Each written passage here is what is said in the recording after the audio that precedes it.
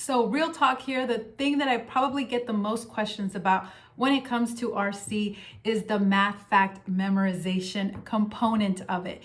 I know this is a big pain point, frustration point for families. So in this video, I'm gonna break it down. I'm gonna give you 3 methods from the RC purist, a little bit more vague way of doing it, to a very systematic way to make sure that they not only memorize them, but with that continual review, have it in their long-term memory. And most importantly, with this new method that I've never before showed you here on this channel, it's very automated so that you don't even have to think about it. So we're all about automaticity here at our house. So this new method that I'm going to show you, you can just rest assured they're memorizing them, they're seeing their progress, and you don't have to think about it. So let's get started.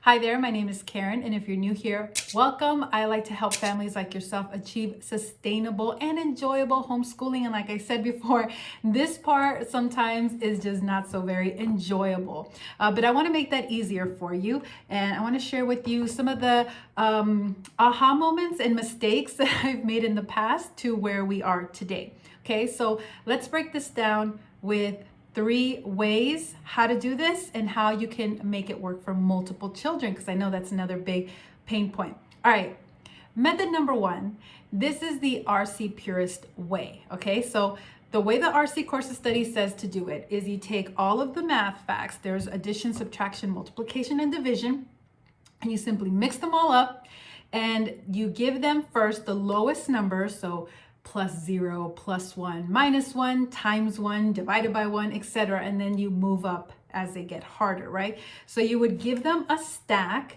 and they would do it right wrong piles. So, 5 + 2, 7, I put it in the right pile. Maybe 5 + 3, I said 7, so it's wrong, I put it in the wrong pile. Until at the end of the drill session, they have 2 piles, right and wrong. They put the right pile to the side and they work on the wrong pile until again, you have 2 stacks, right and wrong. You put the right one to the side and you work on that wrong pile. Of course, they're gonna keep doing it this way. They're gonna get them right. And then that's it, the session is over. It's not so much about 20 minutes, 30 minutes. It's until they all get into the right pile. Now, as they maybe mastered this, how do you know they've got it memorized? Well, on their first try, they have them all in the right pile, right? They've got it down. Then you would add another chunk on top of it. And you don't replace the stacks. They're doing it all together. It's a cumulative, right? It's building on itself. So then they would do this much cards, right? Now, obviously, when they're doing the right wrong pile, a lot of the stack is going to go into the right pile right away. And so they put those to the side. Let's say this was that first chunk. They got all these right. They put it to the side, but they're going to now work on this right and wrong pile. So the point of this, and they keep adding. You don't take cards away. You just keep adding more and more. Now, the reason why you're doing this is for continual review. You're adding new facts for them to master, but you're also continually reviewing those older facts that they've already mastered, okay? So that's the RC purist way. Now, I understand that for some parents, this still seems a little chaotic because there's no guide, there's no how many facts, what facts, there's no real guide like that. It's just take a chunk, mix them up, and then do this. And then when it comes to multiple children doing this, how can you make that work? Well, I can only think of one way, and that's dividing it into maybe 4 skill levels. So very easy facts could be maybe pink, harder facts can be yellow, having a 4 color code system and marking them on the top, that color. So when, let's say, an older student is working on this, maybe they're up to 2 colors, 3 colors, they take all of those, and it's okay if they're gonna mix them up. But then at the end of their session, dividing it back up by color, putting it in those rubber bands and putting it here for the next student. Let's say the next child that's using them is at that first skill level. Then they would just pick up the pink stack and just do that. That's the only way. I'll link down a video where I go in detail with that. That's the only way I can think of the RC purist way working for multiple children. Okay, so that's method number one. Now let's talk about method number two. A little bit more systematic, but I'll tell you where I went wrong with this. So I created this Our House Math Flashcard Guide, and it's actually really popular. I'm surprised at how it continues to sell month after month, more and more. And what it is, it's a systematic way of breaking the math facts down by math fact families. Okay, so for example, in that first chunk, we have, 6 plus 2 and 2 plus 6, 3 plus 4 and 4 plus 3, kind of like that. Math fact families. And then the next section would be, part 2 would be subtraction. So you would do 4 minus 3, 3 minus 1, 5 minus 2, 5 minus 3, etc. Okay, so this is very easy. It's broken down for you. And in the back, I have a tracker. So you can write down either the kids' names if you have multiple children or the week number, and you can keep track of where everyone is at, what section they're currently on. Or, towards the end, I just started writing the initials, once they mastered that chunk. Now, here's where I went wrong. After they memorized that one chunk, then they would move on to the next chunk. But we didn't review any of the previous sections. We just kept going that way. So what happens is once they get to those last sections, those last math fact families, they forgot some of these previous facts because there was no continual review. Okay, so that's when I thought, this is no good, kind of tossing it to the side. But then I realized some families were still using it and just adding their own review of the previous math facts to it. Now I get this question though. Well, how many facts to review? Which facts to review? How? There's always questions like that. People want, I get a more systematic way, a systematic order. And I gotcha. I'm that way too. I gotcha. So that's where the third method comes in, and which I think is just the best of both worlds. It gives you a really systematic approach. You can rest assured that if you follow this, it's going to be very automated, and you will know that they are memorizing all of their math facts. And I think you could, do it in a shorter amount of time, more efficient here, depending on obviously their age. So this is how the system works. Now, I know I gave a lot of flack to Charlotte Mason because she didn't have kids or a husband. And all I mean by that is trying to replicate her systems that were for a schoolroom to your home when you have all these other factors. It can be challenging. It could be stressful.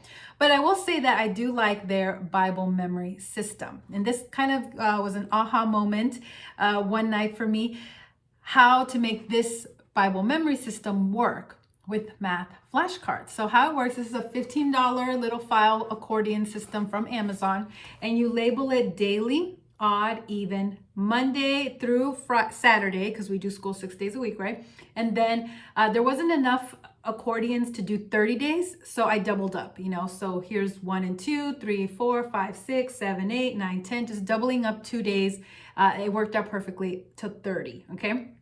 So taking this method of mine here, so you have the first, let's say you have the first math fact family, right? Part 1. So they would memorize this chunk. They would work on it, right pile, wrong pile, memorize it. And when they're done with that day, as they're still memorizing it, they would put it in the daily folder, okay? Because they're working on this one daily until it is memorized. So let's say they get it all memorized, right? They can put it all in the right pile the first time they got it. So now this is going to move from daily to odd, okay? And let's say they memorized another chunk. Well, now this is going to bump that from odd, and now this moves from odd to even. And then let's say they master another chunk. This is now going to go into the odd. The odd is going to go into the even, and the even is going to move into Monday. And on we go until everything is filled up. Once Saturday is filled with cards and it gets bumped, the Saturday flashcards will move to the 1 and 2 folder, days 1 and 2, 3 and 4. So what is the point of this? Because every day, let's say today, I'm recording this Friday, October 15th, right? they would work on what is in their daily folder, what they're trying to currently master. But then because the 15th is odd, they will review the cards that are in the odd section. Because today is Friday, they will also review the cards that are in the Friday section. And because today is the 15th, they will also review whatever cards are in that 15 section. So they will be working on their daily ones that they're trying to memorize at that time, but they will also review an odd, a day of the week, and a day of the month. So they'll review 3 more sections. Now, the next day, it's going to be a different 3 sections that they're going to review. They're going to review the even ones, they're going to review the Saturday ones, and they're going to review the 16 cards. And on it goes, until they have them all memorized. But this way, you have a guaranteed system of continual review where it's not too tedious or because, with the RC Purist way, they're just going through all of them every day.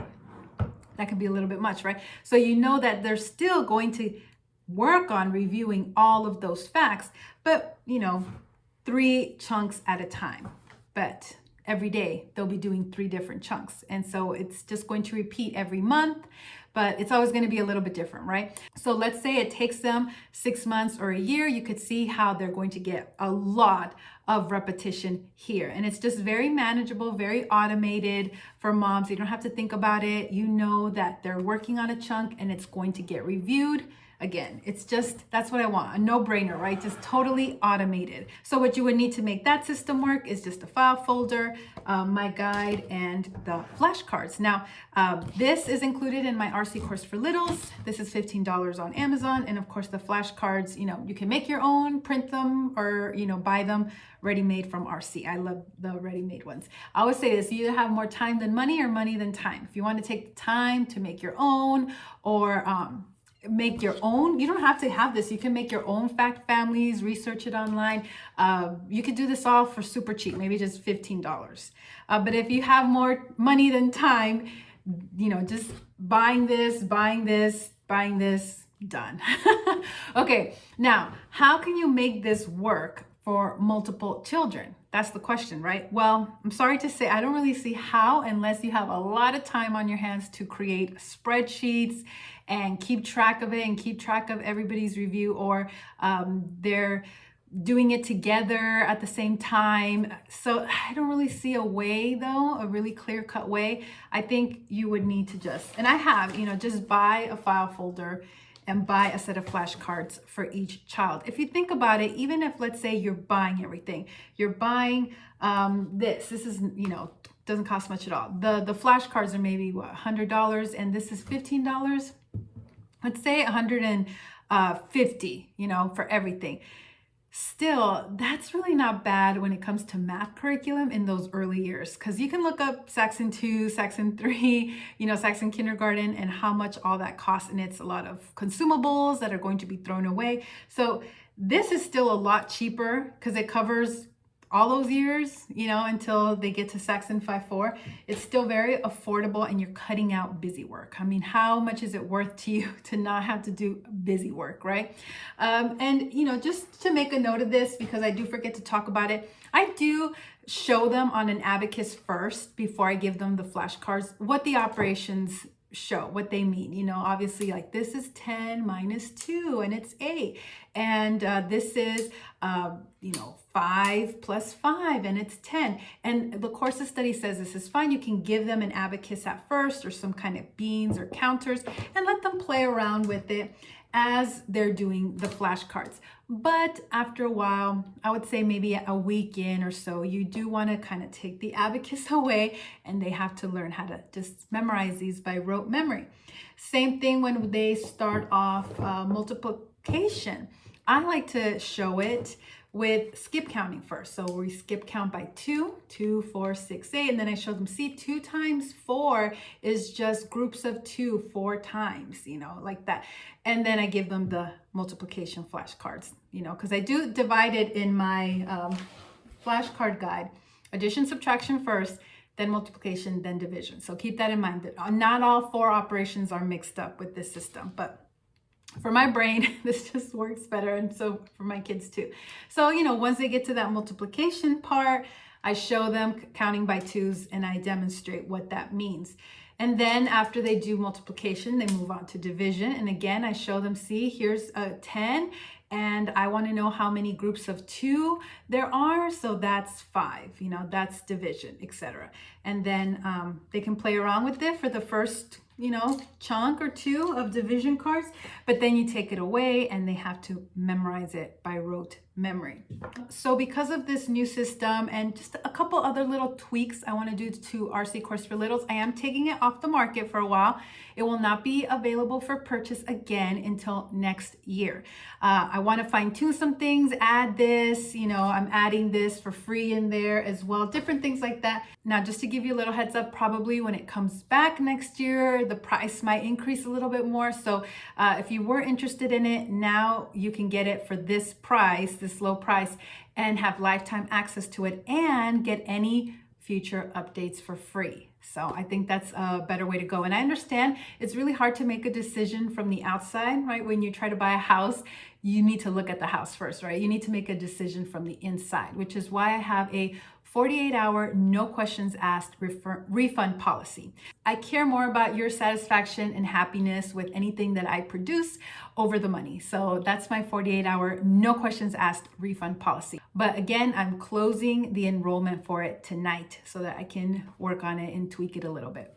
All right, so to review, the 3 methods that I showed you are the RC Purist Way, just mixed up 4 operations, starting with lowest numbers, daily chunks, continual review, just keep adding to it until they're doing all of these in one sitting. If that seems a little bit jarring for you, I do have my math flashcard schedule with Math Fact Families, but I told you the caveat there of what can happen if you don't add continual review, which is then why now I have this third option for you. For the parent that's just really into systems and a systematic way, making sure that they got it covered and it's very automated, you don't have to think about it, very efficient.